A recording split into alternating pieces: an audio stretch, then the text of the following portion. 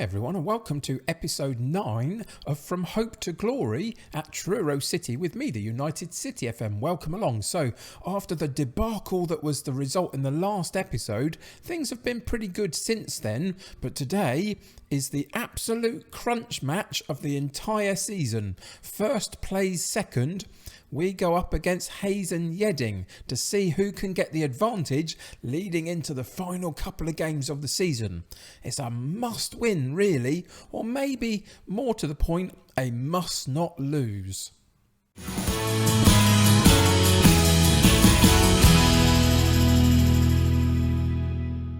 Welcome back to Truro City. So yes, indeed, this is a must not lose game today, really is. If we go and have a look at the table, we'll see that we sit in second place, but only on goal difference. We're both on 77 points after 36 matches played for both of us. So we're dead level other than the fact that they've got a better goal difference. So really, we need to win the game to get above them on points because that big goal difference is going to cause us a problem if we can't get ahead of them on points. But with about 3 or 4 games left after this point, I think it's 3 games left after this game today, we really can't afford to lose and give them a 3-point gap. So I'll take a draw because we're away from home and hope that the other results can go in our favour for the rest of the season. But really, we're going all out for the win. It really is a big game today, and I need all of my big stars to be on their best behaviour. We're not going to be as bad as we were last episode, surely.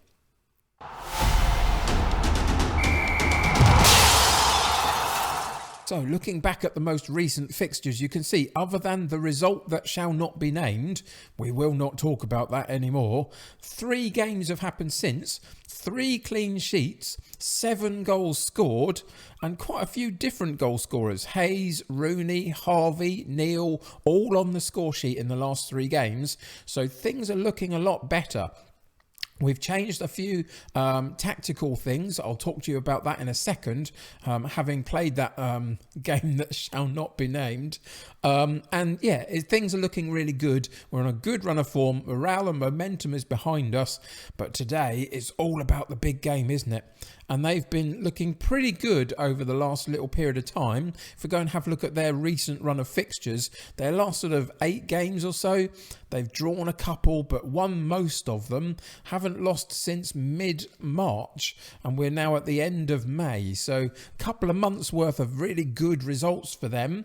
And you can see that most way through the season, they've been very consistent. So they are going to be a really tricky team to play.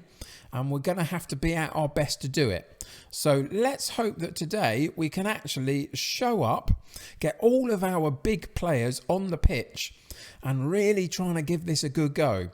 But before we go and look at the tactics page, we're going into our squad page because there's a couple of other there's one specific thing that I need to talk to you about. And it's the simple reality of this column here. If we click on this column here, this is the contract expiry date. And you can see that most of these say 2021. We have made a few moves to secure some of our players for next season, but some of them are not interested. And the big concern that we've got just at the moment is that there are a few here, 30th, 31st, 31st, 31st, 31st, up to this point, where their contracts are running out in the next couple of days because of the elongated season, because of the late finish of the season.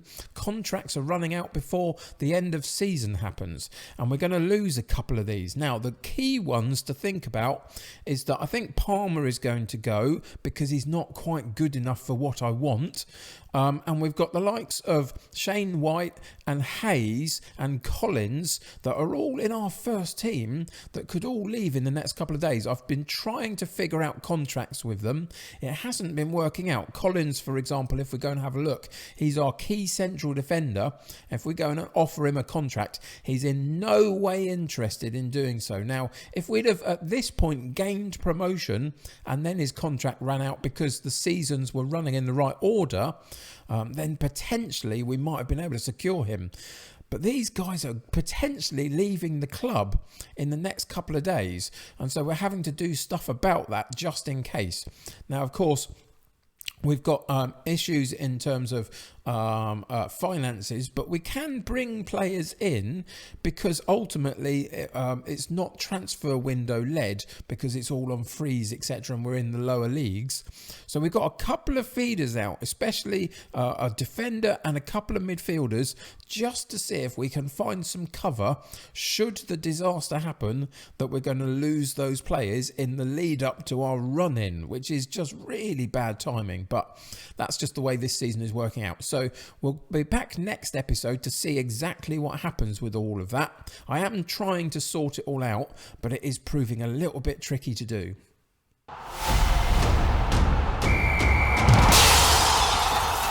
So now the focus shifts to Hayes and Yeading. Full concentration on trying to get the best out of this particular match as much as we can. Fortunately, we've got pretty much our full strength squad available to play, which is fantastic at this point. We really desperately need it.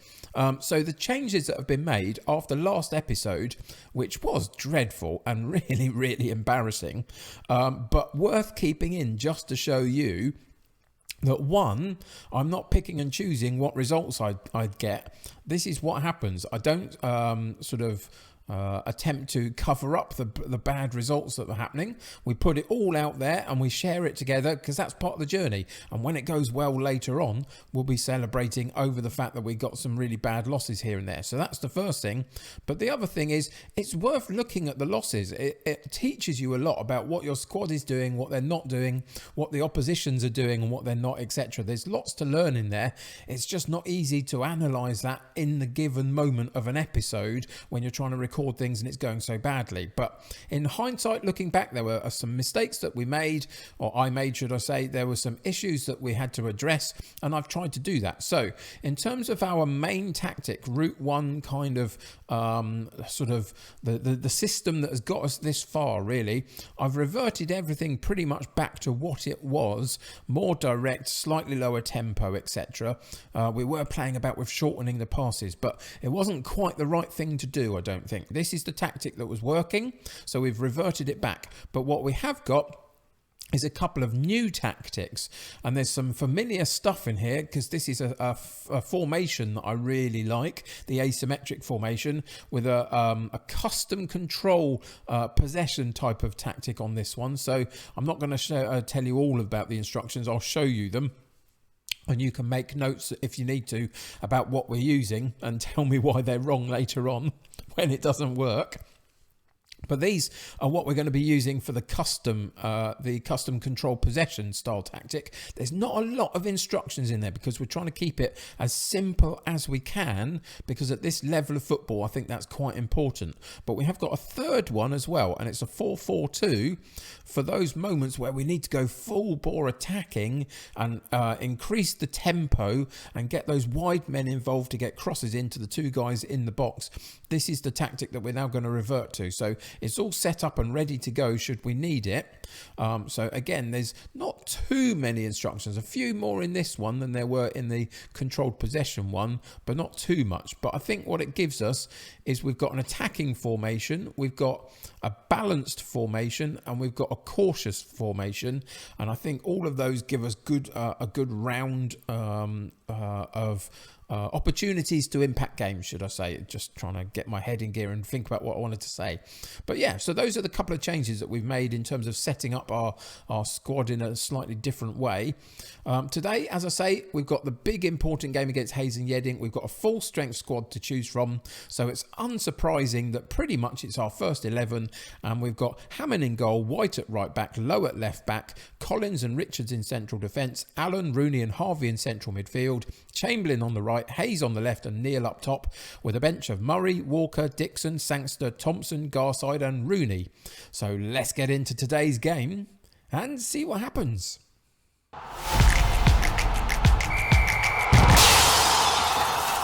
Now, I know that we're away from home against the top side in the division currently on goal difference, but it doesn't change the fact that we desperately need the points. And so we have gone quite in their face today to say I expect nothing but a win from this match to keep our run of form going. And I've done it with the pumping of fists and trying to really rile them up into a performance today. We cannot afford the passive display that we had last episode. So it doesn't mean that we're definitely going to win. It's a really, really tricky game, but we have to give it as good a go as we can and be as competitive as we can. So let's see how the first half goes. I suspect it might be a little bit quiet because both sides are going to be really desperate not to lose the game at this point. There's been a few shots at goal already in the first 20 minutes, but not so many on target, unfortunately, especially for us. But we are in the game, 56% possession, 28, 29, 30 minutes coming up. So things are very, very quiet. It might just be a 1-0 win if somebody can nick a goal, but it's a Hayes and Yeading goal kick, sending it out wide right, and Riley Lowe in the left-back spot gets a good ball over the top, and Neil makes no mistake whatsoever for us. A fantastic finish. It was a little bit fortunate that the ball landed in his path. I think the defender came to try and clear it and messed up the clearance completely, but it's a good chance from Riley Lowe. First time to put it straight back over the top. Neil caught them out by surprise and then puts the ball in that bottom corner. And at 35 minutes, we take a 1-0 lead. Now, is that going to be all it takes? Who knows? We've got a corner kick comes in. And then it's Walker that picks up the loose ball. And 39 minutes on the clock. Are we going to get a 1-1 scoreline going into half-time? We're not. Fortunately for us, we just about managed to push them to the side of the box, and the shooting angle was very narrow, but the floodgates of highlights have finally opened for this first half in the last 5 minutes of it, and there's another highlight, and we lose the ball in midfield. The battle of midfield was lost at that point, and Rowe comes away with it for Hayes and Yeading into the box, gets a cross in at the near. Oh, that's a poor goal to concede. There were a couple of opportunities where we had to bite at the ball, really, especially as Rowe got into the box. Just at this point, leading here, there was a chance for a challenge, didn't quite get two of them in, and then the striking option in the middle moved off of the defender, who was not at the races at all, not clued in. And they go 1-1 with a couple of minutes left of the first half. Corner kick for us, partially cleared back out to Hayes. Gets another chance for a cross to the back post. Neil, and he puts the header narrowly wide. And are we going to regret that miss later in the game? Maybe. The shots at goal on target have not been particularly good in terms of 2 for us and 3 for them, but 9 shots at goal for us and 8 for them means that we're getting through. We just need to be more accurate with what we're doing once we're in that position. So we're going to continue with the vein of really trying to push them forward. And we're going to go with the thrashing arms. I'm far from pleased with what's gone on out there first half. That's motivated them. That's what we like to see. Straight away into the shouts, and we're going to demand more from them and just see if we can work another opportunity in the early part of the second half to try and settle the game down a little bit. But we haven't. On that occasion, we lost out on a free kick, and they had the ball momentarily, but some good work from the defence, central defensive midfielder in Allen, who gets a good foot in. But we lose the ball off the goal clearance, and it's going back into our box again, and they had a good chance, but a good defensive header puts it back into midfield. But again, it's Hayes and Yeading putting on the pressure down the left-hand side, and we get no opportunity at the near post again. Oh, it's that right fullback, White, came out trying to close down the space, but didn't have the pace to stay with the attacking wide player. Watch this, as he comes out, he gets left for dead at that point. It opens up the space. They've overloaded the middle of the 6-yard box. There were like 3 or 4 players there. They absolutely gambled on that, and it paid off for them big time at that point and we couldn't cope with the numbers, and we go 2-1 down and we're moving into the 62nd minute, I think we're going to have to make some changes. So first off, we're going to think about which of our formations we want to go to. At this point, we could try and secure the game for the next sort of 10 minutes and keep the ball, and then spend the last 10 minutes going back at them again. And I think we might do that. I think we're going to go into the controlled possession just to get the ball off them for a while and see if then we can work a chance. So Chamberlain's coming out. Thompson will go and play on that wide right. Harvey, again, the star of our show, in a big game is not performing. And on this occasion, I am actually going to take him out because of it. We can't afford passengers. And Shane White at the back is having a really poor game, isn't he? So Ben Walker can come in for him. Those are the 3 personnel changes that we're going to make. In a few minutes' time, we're probably going to revert into our attacking formation. Fire them up. Let's see if we can get them going. Just to settle the game down a little bit. We've done so. There's no more highlights. We've taken away the pressure. 79 minutes. We paused the game.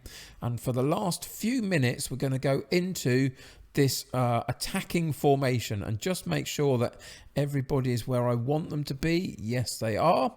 So here we go into the last few minutes of the game, and we get one last chance for a shout, and we're going to tell them to focus, I think, and just see if we can find any way of getting back into this game. Thompson, a free kick. The free kick comes in and it's a poor one. Floated in, and the goalkeeper strides out and clutches the ball with no problem. Clears it on the goal kick, and they make it stick at their front man as well, and he's put the game out of our reach completely. Within the space of a few seconds, we had a free kick that was dreadful, floated in, and the goalkeeper boots it clear over the top, and Odelusi, should I say, gets on the end of it because our defence are on their heels and not able again to cope with his pace. It's something we're going to have to figure out over the summer, is getting pace into our backline. And they win the game. They win the game 3-1. Is that our title chance gone? Maybe. It depends who they've got left to play. We've got some tricky games to come up. We've got 3rd place and sort of 5th or 6th place to play, I think, in the final 3 games. Today was a must not lose, and we lost. It's not good enough, is it? Not good enough at all. 13 shots at goal, 3 on target, 15 and 6 for them. XG ratings, they doubled ours, and therefore that's why they got more goals than we did. We had a reasonable possession, a decent passing completion, but ultimately it did not impact the result, did it?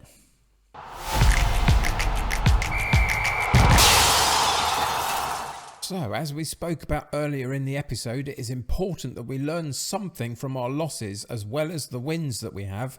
So here we are in the analysis page. You can see that the XG ratings, as I say, they doubled ours. They got a 1.61 to our just under 0.8 for us. And so they were miles ahead of us in that second half. It was the second half that did it for us completely. Once they came back to 1-1, after that point, we didn't cope with them at all. Everything plateaued off for us, and they kept creeping up.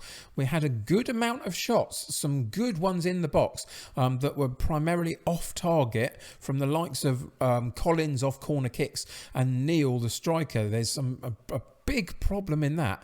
We had the shot saved roughly from the penalty area, from the penalty spot, should I say, from Neil. A couple of long distance ones that were also off target. And we weren't accurate enough. This is the problem. We were creating the chances. It's not that we weren't doing that today.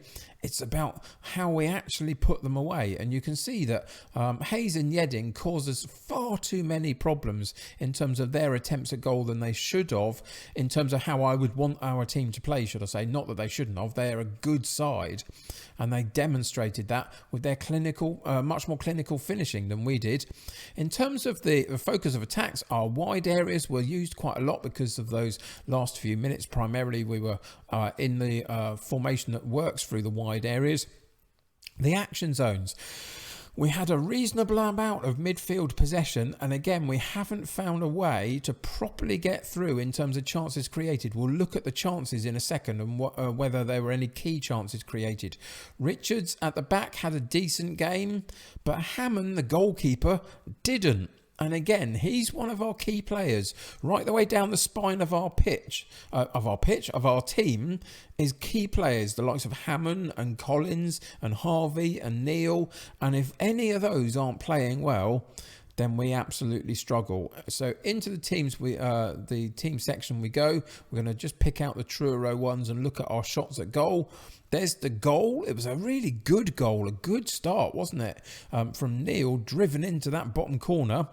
We then had 9 shots off target. And look at this, there's like 5 really in and around that 6 yards to penalty spot kind of area. And we couldn't get them on target. And that's the most disappointing thing. If you get saved shots and block shots, well, that's good for the defenders and the goalkeeper.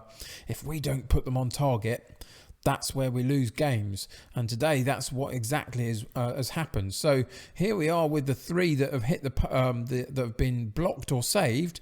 And you can see one was way out wide right. One was from a long way out. And then we had a decent one from Neil inside the box. So there's a big problem there as well in terms of taking those shots on from wide areas specifically. The intercepted passes, 34 of them today, a lot of clearances, that's fine, but that's the style of play that we have implemented. No block shots, unsuccessful ones. There's a few too many of them today as well, isn't there? And out of play, it's not terrible, but it's slightly worse than it has been. And it's trying to find these wide areas that is causing us the biggest problem. We probably need to get slightly better. It's like everybody.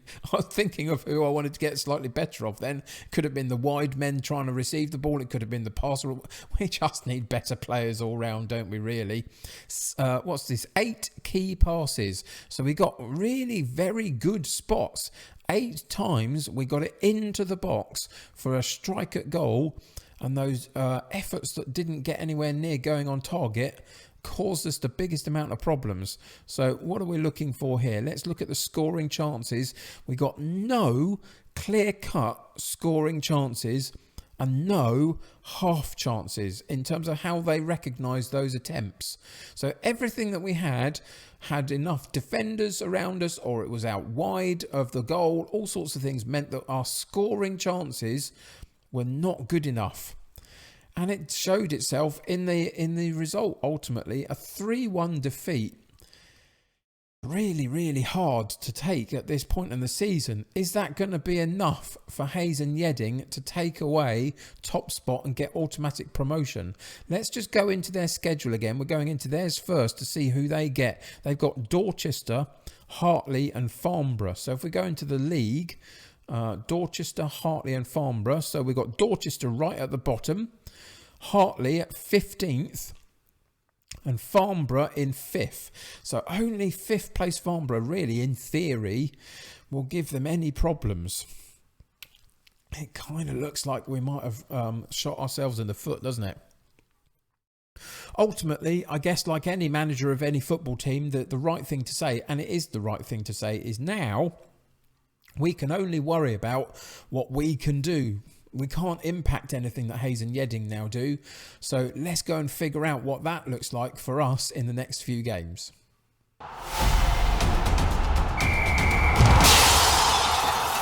So in terms of the last 3 matches that we play Tiverton, Poole and Hendon. So back into the table we go. Tiverton are sitting in 3rd place. Poole are sitting in 6th place. It's gonna be really hard, isn't it? It's gonna be really hard. And what was the last one? I can't even remember what the last one was now. Hendon. Let's go and find Hendon. Hendon are in 13th to finish the season.